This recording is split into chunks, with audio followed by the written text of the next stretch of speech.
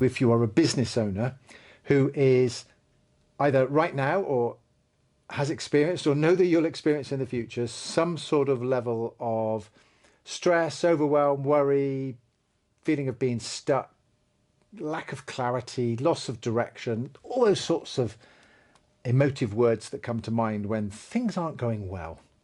And the easiest way to describe it is happiness versus unhappiness. If your business is making you feel a bit unhappy right now, if it's making you feel a bit sad, let's see if we can fix that for you. Today, I'm going to talk about something very specific about going after customers, clients who are easier to get than you perhaps realize, give you some real takeaways as to practical takeaways where you can go, oh, I can go and do that and see if something can work, versus what probably everybody else is not telling you to do, although some people are, but indirectly inferring that you should do that because that's what they're doing. In other words, we look around to other businesses and go, well, they're doing that, we must do the same. They must know what they're doing. Not necessarily.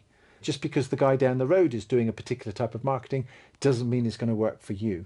He might also have no idea what he's doing and just trying something. So I'm going to show you that in a moment.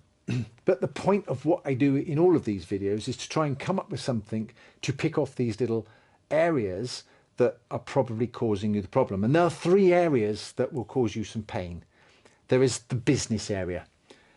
Not enough sales, not enough people around you to help you deliver the sales, not enough support with the administration. The whole part of your business will be struggling from an admin point of view, back office, lack of customers and sales, lack of profitability, lack of consistent money, cash flow issues, right? That's your business problems. Then we have people problems. People cause us problems. You've got crappy clients, you've got crappy staff, you've got crappy suppliers, even your family are giving you shit, right? People will always cause you problems somewhere along the lines. How do we deal with those? Then in amongst it, you've got health. Health is the third part of it. And I don't just necessarily mean physical health, although if you're not looking after yourself as a business owner, you are going to be in trouble long term. You've got to get your diet right. You've got to control your drinking. You've got to control the activities that feed your body to make sure you're being fed properly, including proper sleep, but also physical activities. Okay, keeping the weight off, keeping the fitness up, keeping the strength up, particularly as you get older, making sure that you're fit and healthy, both body and mind. Because without a fit and healthy body or mind, everything else becomes twice as hard. So as we look at this particular area, I've drawn some guns, again, to illustrate it. The point of this is that this is the marketing gun. That's what I've tried to illustrate for you. This is your marketing gun. Number one is, I think they call it a Gatling gun. I know nothing about guns. I'm just not interested in them at all. But the Gatling gun, where you wind the handle, a big part of bullets on the side, and you're spraying everything out with bullets. This is like being on social media, where you just post stuff. I got encouraged to do this a while back. Record a piece of content, a video, take the transcript, add a picture to it, strip out the video so you've got sound. Now you've got a YouTube video, you've got a soundbite for a podcast, you've got a post on social media, one on LinkedIn, one on Facebook, one on Instagram, and you can do it again because you can put a picture with it and it'll be a different post, and you can put a post without pictures and it'll be a different post, and you can turn this 1 hour's piece of work into 65 pieces of content. Yeah, you can if that's your game. Okay, of course you can. You can leverage your time. I'm recording this now. The content and I'm recording could be used again and again and again. And of course that makes sense to do that. But essentially it represents the machine gun approach, firing out as many people as possible. Now, if your audience and your customer base needs to be thousands of customers, this is where it also starts, is that as you bring people into your funnel, let's pick a color here, as you bring people into your business, you've presumably seen the fact everybody draws a funnel. It seems to be the logical thing to do. And the reason that you do that is that you're attracting people into your world. If you've seen the Dan Kennedy stuff, it's the magnetic marketing approach. You're finding a magnet to find people out there. And as small business owners, we often don't know what to do with marketing. So this scattergun approach is, let's go on social media, post as often as possible. Oh, I've been on a social media course. The next thing I need to be doing is commenting on other people's posts, liking people's posts, engaging in conversation. Brilliant. It works. There's nothing wrong with that. There's nothing wrong with that at all. But you've got to have a better strategy than just posting. You've got to have a better strategy than just commenting. Okay? It's got to be a deeper strategy than just, yeah, I like what you said. You can see the people that are just doing it en masse because they say the same thing over and over again. So you've got to be aware of what that's doing. But at some point, you've got to attract people to your world by saying, hey, look at me, look at me, look at me. I've got this PDF or I've got this thing. Give us your email and join my list. And you're building your list and everybody's trying to build the list. And the list sits in here. This is the top part of your funnel. That is the list of people that you've managed to say, hey, give me your email, give me your address, give me some details about you in exchange for this thing. This is stuff I'm sure you've heard. So why isn't it working for you? Probably the same reason it didn't work for me. I didn't really understand it. I thought I did until I did it. And then when I did it, I realized two problems. One, my messaging wasn't that clear. The thing that I was offering wasn't that great. I thought it was great until I looked back and I went, well, that's very exciting. I wouldn't give my email address for that. And also, the whole approach of who I'm attracting wasn't clear. Down here, through this funnel, you need to know who your ideal client is. We call them Alex and Chris. They're neither male nor female. They're just really lovely people, one of which we would love to work with. See if I can do my handwriting. One of which we'd love to work with, and one of them we definitely don't want to work with. And when we look at that on a chart, you'd think that maybe it should be 50-50, but it's not. It's more like 80-20. And when I say, whoops, let's do it the other way actually, in line with that, it's more like 80-20. 80% of the people that come into our funnel are Chris. We don't want to act for them. They're not our ideal client. And 20% are. And the reason for this is that when you go out and market yourself, you're sending stuff out, but there's no control of who clicks and comes through. Now, there is some controls in the sense of you can go deeper with your marketing. For example, you could give away a book and people will sign up and join your list. You could ask people to pay for the book. Less people will sign up. But more likely, you'll have better quality people because they genuinely are interested in your book. And if they read your book, that might be a clue. Now, that's a marketing tool, writing a book, creating a PDF, creating something of value to somebody for them to join you. But we're still on this scattergun approach. We don't really know where they are. We're on LinkedIn because we think business people are on LinkedIn. Business people are also on Facebook. Business people are also on Instagram.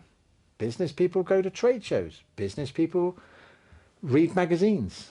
Business people are just people. It's almost like if you're on Facebook, you're not a real business. You're just a domestic person. But if you're on LinkedIn, you're a real business owner. I don't think that's true. Maybe you know better than I do. I don't know. We're looking for people who are in business. In fact, we're looking for very specific people. We're looking for Alex. Alex is our ideal client. Now, our ideal client isn't just a case of it's a man or a woman, or it's a more demographic, their location, the size of business they do, etc. That's important.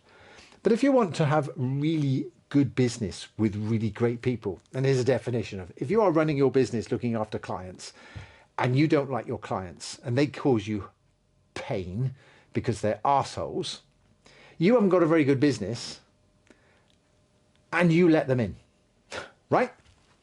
So this part of the funnel is the critical bit. This bit is important to attract people in. This part of the funnel is the critical bit because the critical bit filters people out. It means that you are highly likely to only allow Alexes in. Now, part of that filtering process is How do you know what the right client is? Well, depending on what business you're running, if you're running a creative type business, you're going to be involved with talking to your clients for a long time. Part of talking to your clients for a long time is a relationship. Hey, hi, nice to meet you. Oh, I think I might like you. Okay, let's get on with it. Have a conversation, talk about some things. Yeah, I really like this person. Yeah, do you know what? I really enjoy working with this person. Versus, hi, how are you? Ooh, you're a bit off. Okay, let's have a conversation. God, I didn't like what he said. Oh, I don't like what she says. Gosh, she's a bit opinionated. I don't think we're going to get on well. But anyway, come on in. We'll take your money. And then 6 months later, they're giving you a hard time because they showed that in the first communication that you probably were going to struggle with them. So you need to set this filter system up to allow the right people in. However, what if we could go about that a different way? What if we could actually use a sniper rifle? And rather than targeting en masse lots of people, we just fire one specific bullet for one specific person. I was talking to a client this morning and I said, imagine if you were only allowed to sell your service to one person at a time. You can choose anybody, but you can only target one person. You can only send a marketing message out to one person. You can only have a sales call with one person. Would that change how you approached? Would that change how you would send your communication out? To which he said, I accidentally did this the other day. I said, tell me more. He said, well, I saw somebody post somebody on social media, and I read their post, and rather than just comment on the post, I reached out to them. And I said, look, I like your post. I like what you put there. But I don't 100% agree with what you're saying. I've got an idea.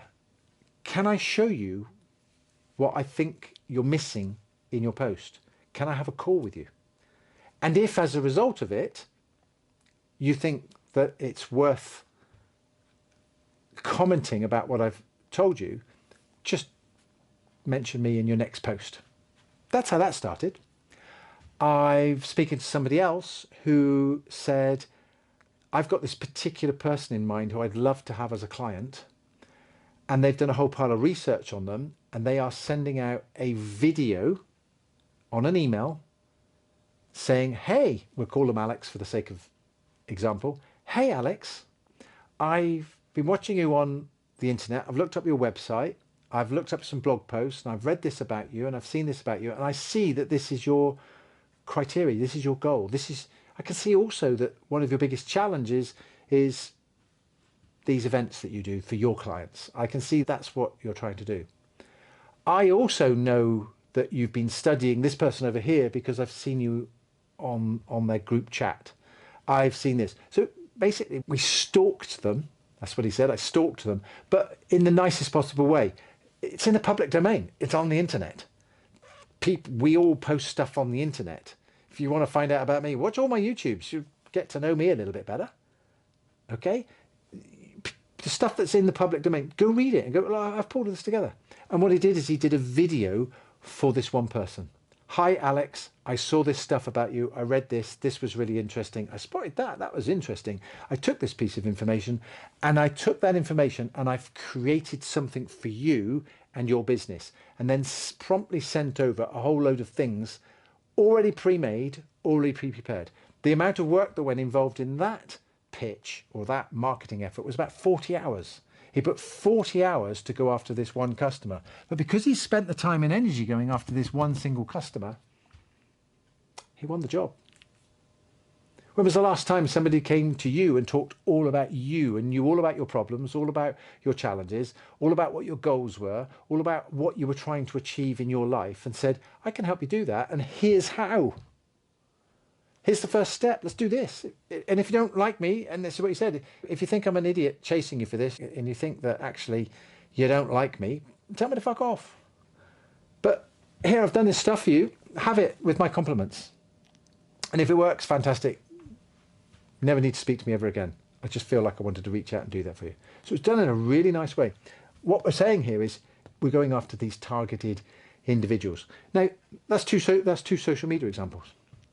What if you're in an industry where you go, oh, if I had 3 dream clients, I would choose these people, these companies, these businesses. Great. Go research them. Where do you get your research? It might be you start on LinkedIn, speaking to some of the employees of the company. It might be a big company. It might be that you actually go and visit their premises, go and visit what they do, become a customer of theirs, go and be their customer, find out the whole experience, be a mystery shopper for your ideal client. Go and be a mystery shopper as a genuine customer, buy their things, enjoy their experiences and go, yeah, this is absolutely great. Use what you find from them and then go back to them and say, do you know what? I loved what you were doing. I've got an idea. I was talking to yesterday. I've got a problem with my brush cutting lawnmower thing that cuts the long grass. It pulled the cord stays out, doesn't retract in. I don't know how to fix it. So I took it to a local mower shop.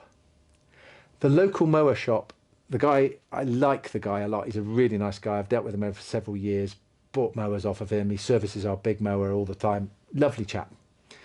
And he was stood at the counter, leaning on the counter. And I said, oh, how's business? He said, it's about to go mad. I've got 240 jobs booked in. I said, so I'm not getting that back tomorrow. He said, no. I said, that's fine.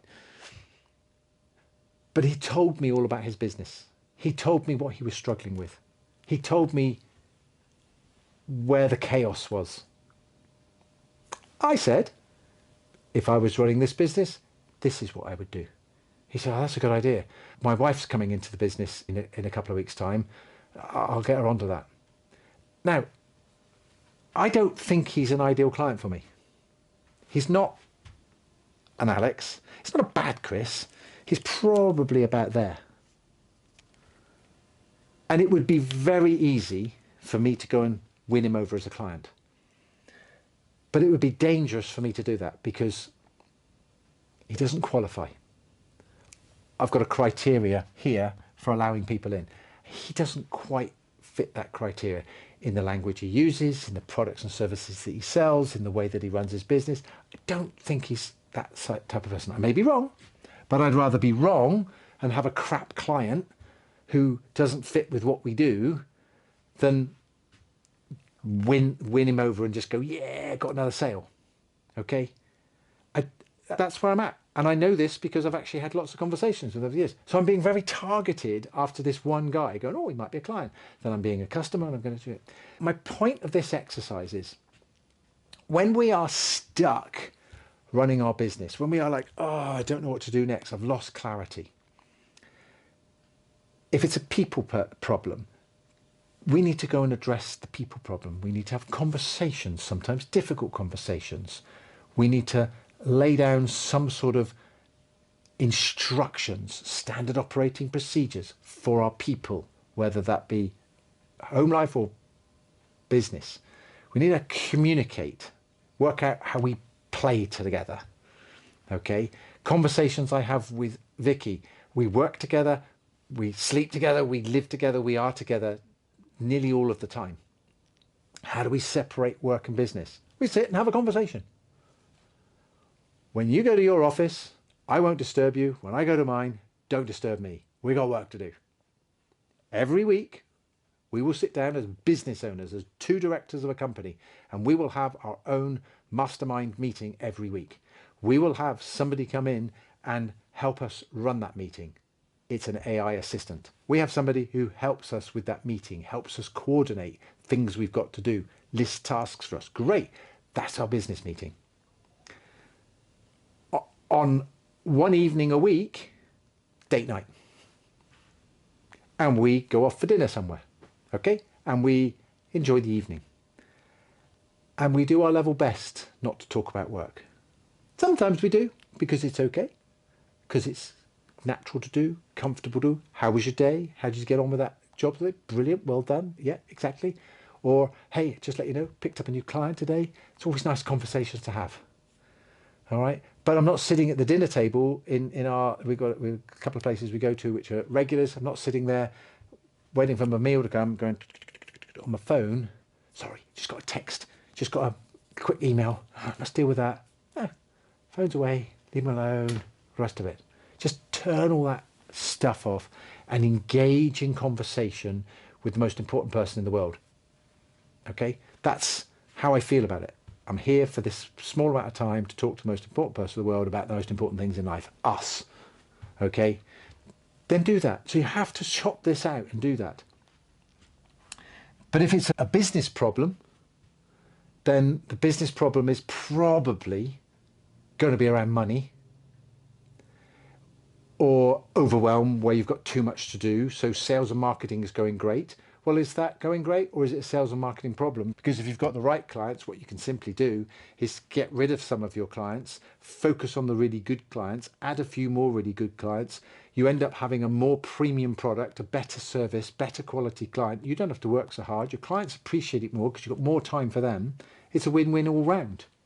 So it could be that you're actually doing very well with sales and marketing, but you're just overloading it. You just got too much. And if you had a little bit less customers coming in, you could reduce some of the problems that people have, and most of the problems that people have when I'm talking to people who are creative in nature, love doing what they do for a living, whatever it is you do for a living, you love it. But oh boy, you hate your sales and marketing side of things. Well, maybe somewhere in amongst it, look at your marketing as a more specific, targeted approach. I know about this person and I know all these facts about this single person or group of person. It's known in the trade, in the marketing trade, as a Dream 100. Okay? If you had 100 prospects to choose from, and it doesn't have to be 100, you can pick 10, 20, just pick a handful. But if you just said and made life easier for yourself, I'm going after 10 specific people and I'd like them to be customers. What can I do to attract them to my world? Well, unless and until you know who they are, you can't even put their name on the list. And most people don't know who their ideal client is because they'll take on anybody and anybody. But when you do know who your ideal client is and who your ideal client isn't, now you can go fishing. Now you can go searching in the pond of life where there are thousands of people out there who would love to be your client. They just don't know about you because maybe you're sending a scattered message all over here and not very consistent because you go, well, in Facebook over here and that hasn't worked for a month and now I'm over on Instagram and that's not worked. Now I'm on LinkedIn and then I'm not doing anything because I'm too busy. And it's all over the place. And your prospects can see that. They can see how you're posting and how you're not posting, and it's not very engaging. How do I know this? Because that's how I have been in the past. Just trying something, thinking, well, something's better than nothing. Well, maybe you're lucky. Okay, but for a lot of people, they're doing a lot of work attracting clients, but they don't know who this ideal client is. They've got no filter system to bring those people in, and therefore they're just messaging all sorts of people and then just creating a world of being busy. If we can be a bit more targeted, then from that targeting, you're more likely to get an ideal prospect. And a whole bunch of other things change as well when you go after that ideal client. If you've got a client who is unhappy with whatever, and you've got the solution to make them happy, number one, you've got an absolute duty to sell what you do to them. You've got to say, well, I've got the box of tricks that will make you happy. Why wouldn't you go around the world and find people who are unhappy and give them your box of tricks and they become happy? If your box of tricks doesn't help people in some sort of way, solve a problem or make their life better, okay, then you haven't figured out your box of tricks. But let's be straight here.